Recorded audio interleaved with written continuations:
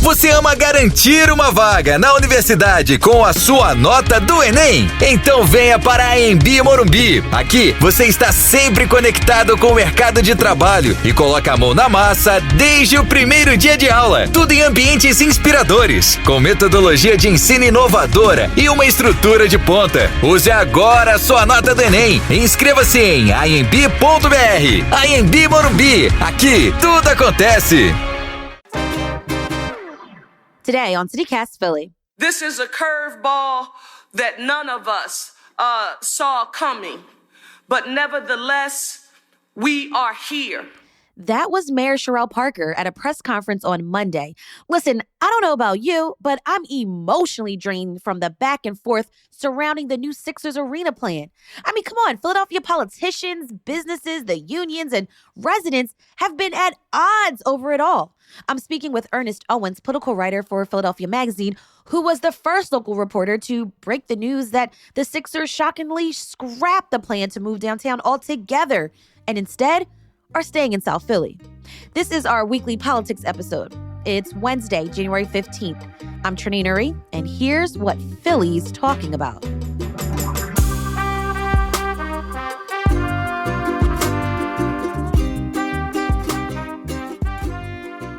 Ernest, you were the first journalist to break the biggest political story in Philly this year.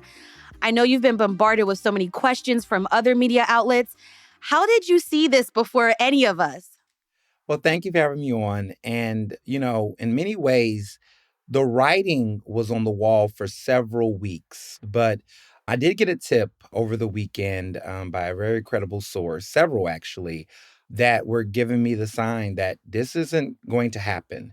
And I had known a little bit prior to that there was whispers of a backpedal that was not informed by City Council, but was being done within Comcast. I had been following Comcast's presence, and I had discussed it in depth on my podcast, Earnestly Speaking. The million-dollar question I kept asking was, what is Comcast's response going to be to this? Like, we cannot leave out the biggest corporation in the city and their influence. You're asking what is Comcast's influence in the deal that would have put the new Sixers arena in Market East? Correct, because, we have to remember that the 76ers, were playing on property that was Comcast's. And you just think that they're going to leave and Comcast is not going to have a rebuttal.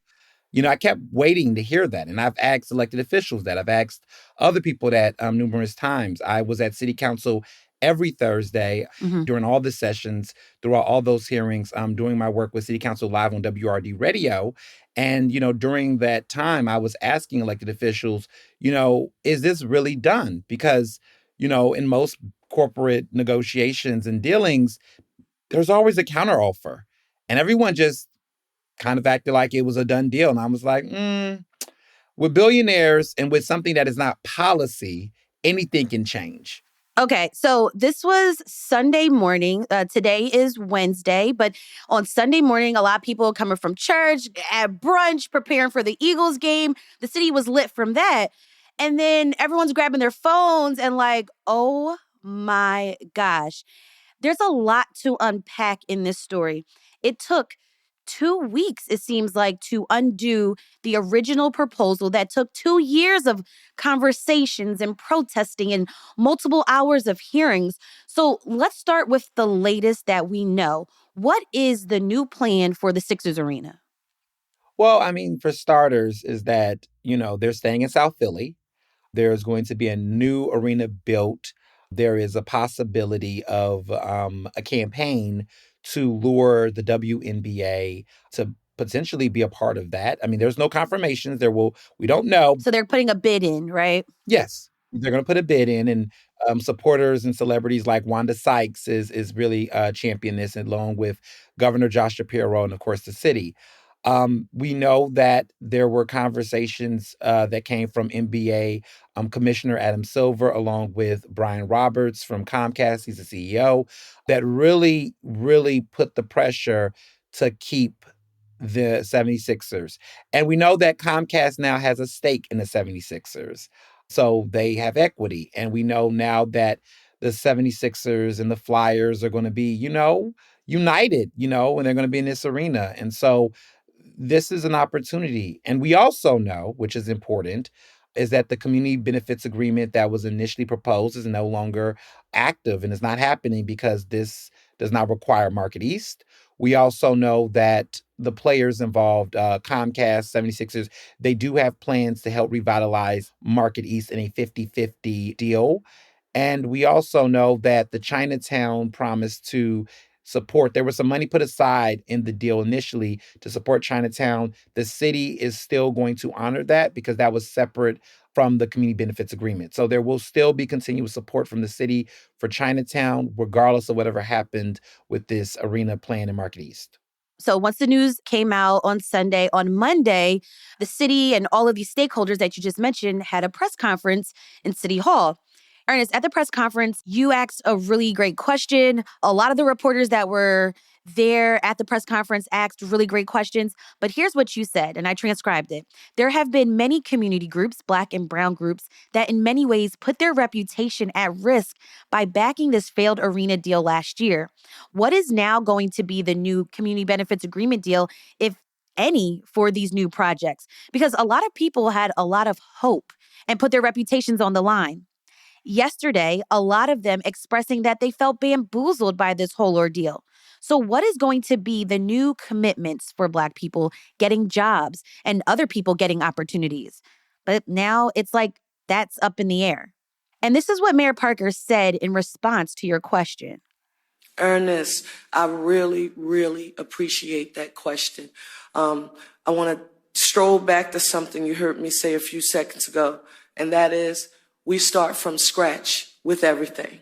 We have to negotiate the pilot, school district, and city of Philadelphia funding. And we also have to negotiate a community benefits agreement. And the great thing is that because we've already went through this process, that's what over the last 72 hours, I think after the first 24, by the time we got to maybe the 25th hour, we have been saying, well, this is a good thing. We have already done that homework. How did you feel about that response? Because I was kind of thinking, what? We've already done the homework. We got to go through this again? I think that the response is a little short-minded of the realities that yesterday's price isn't today's price and will definitely not be tomorrow's price.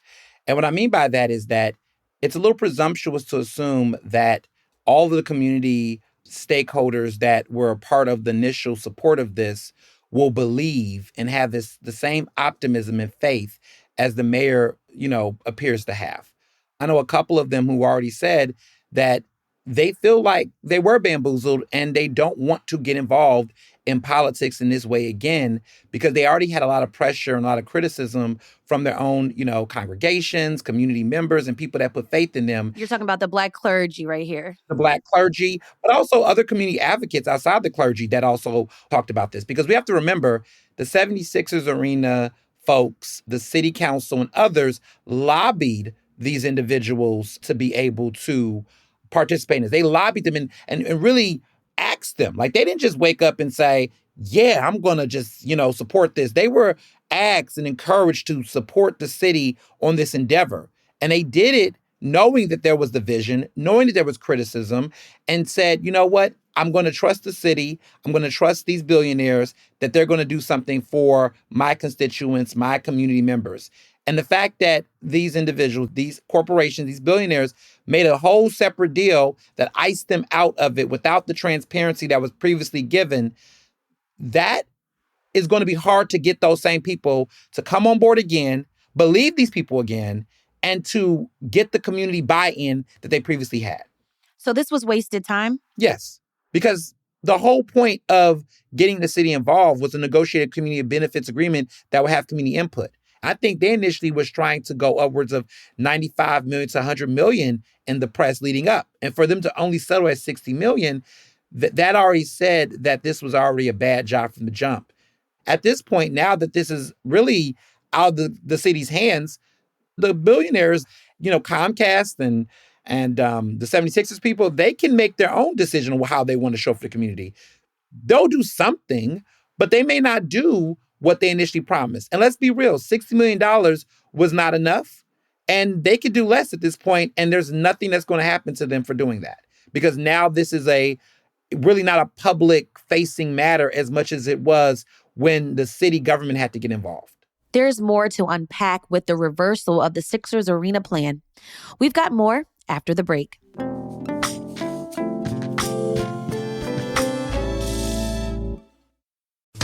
Você ama ter mais flexibilidade para estudar? Então, use sua nota do Enem e garanta uma vaga na AMB Morumbi. Aqui, você pode escolher qual modalidade se adapta melhor à sua rotina. Presencial, semipresencial ou ensino à distância. Tudo com metodologia inovadora e prática desde o início do curso. Descubra por que milhares de alunos amam estudar aqui. Use agora a sua nota do Enem e inscreva-se em amb.br. AMB Morumbi. Aqui, tudo acontece. Tem um momento na carreira que precisamos dar um passo além. É hora de fazer uma pós-graduação. Só que muitas vezes o custo pesa no bolso, inviabilizando tudo. Com a pós-graduação do Senac, você não tem esse problema. Cursos com até 50% de desconto e muito mais tempo para pagar. TCC opcional, modelo flexível com aulas presenciais e online e alguns cursos com apenas 12 meses de duração. Não tem mais desculpa, hein? Saiba mais em sp.senac.br/pós-graduação.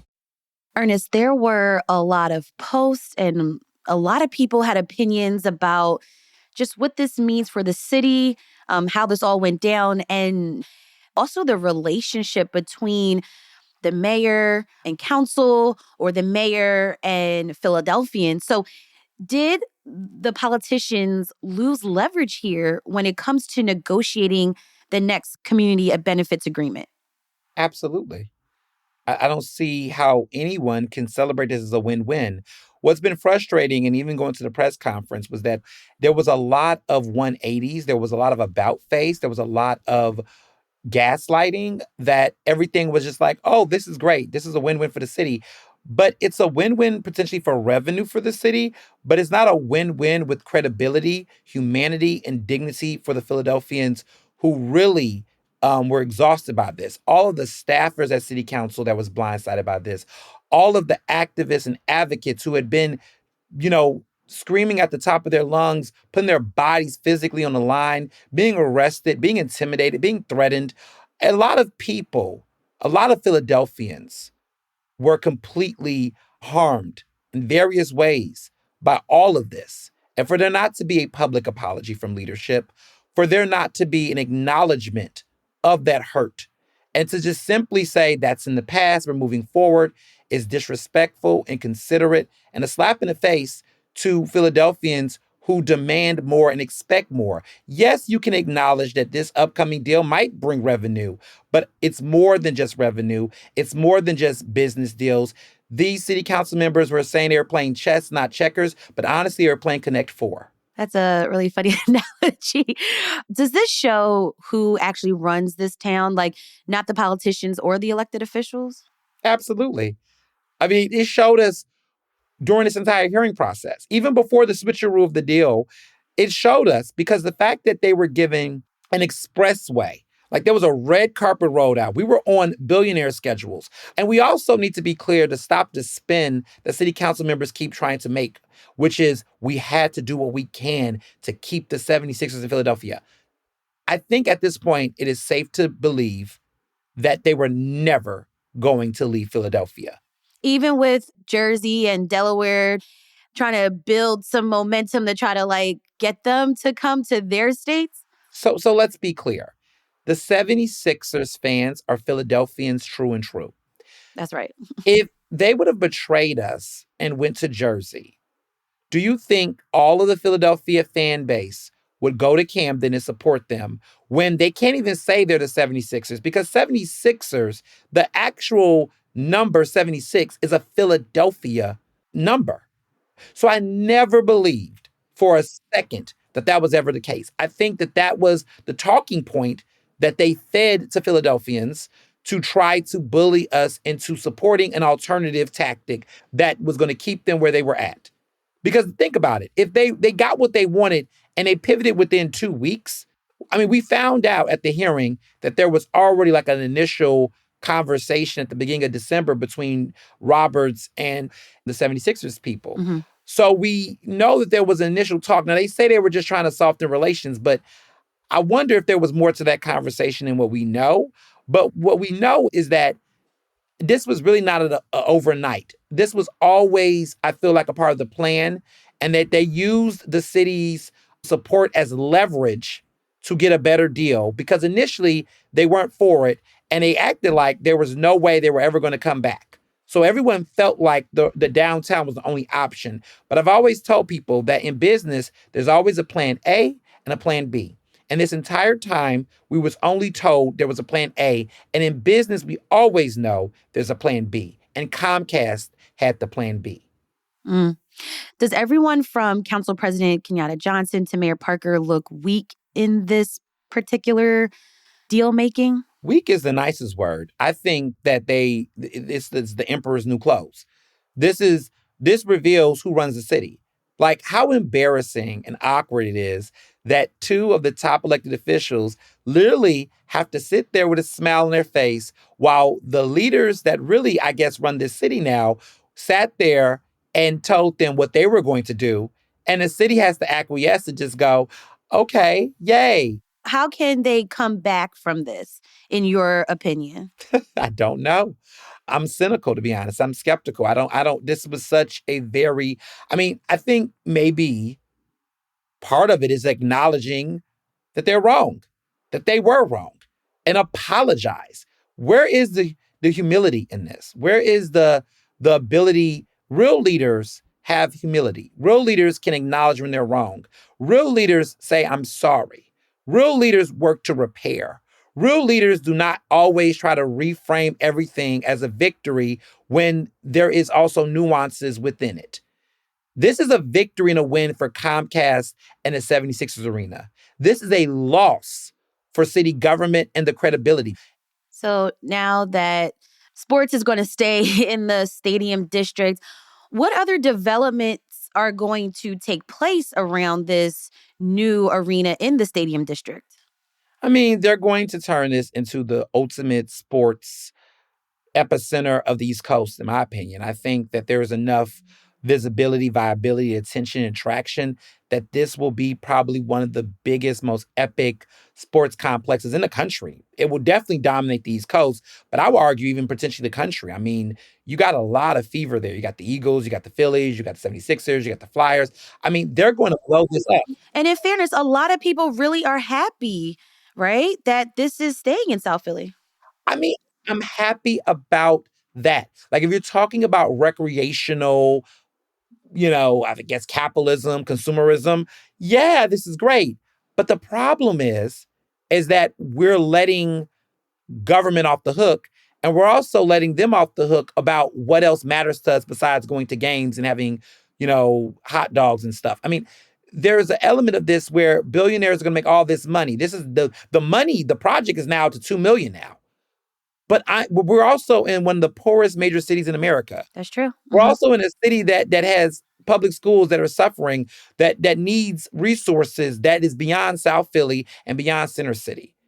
And so I am not hearing enough about all of the emotional rhetoric that was said during these hearings about young Black men and preventing gun violence and giving people hope and giving the youth hope and cleaning up the streets. Where are those conversations? I heard less about that at the press conference on Monday. I did not hear, anyone saying, hey, we're going to still do this. We're going to still do that. We're going to, no one knows. There's a bunch of question marks. And so that is frustrating. And the fact that the mayor and city council president, Kenyatta Johnson, are co-signing and endorsing a plan that they don't even know all the details about. Like we still don't know all the details, and yet they've already given the stamp of approval. Again, this is the type of privilege that billionaires and stakeholders like that get above everyone else. I mean, think about how this is a slap in the face for small businesses and other groups. Small businesses in this city, local nonprofits, have to go through so much bureaucracy and red tape in order to get the smallest amounts of money. And you see companies like this get the benefit of the doubt. No one is scrutinizing them. There is no real criticism.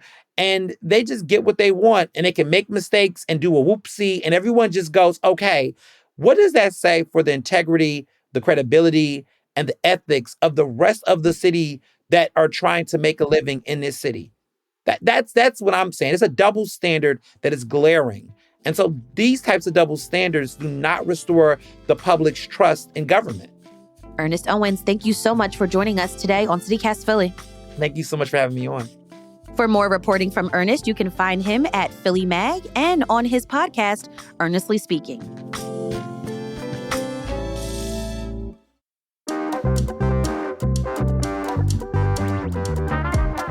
That's all for today here on CityCast Philly. Let us know what you think about this episode. I know it's just such a complicated story. Tell a friend, rate the show, leave us a review, and hit that subscribe button. Be sure to sign up for our morning newsletter, Hey Philly, to learn more about what else Philly's talking about. We'll be back tomorrow morning with more news from around the city. Bye.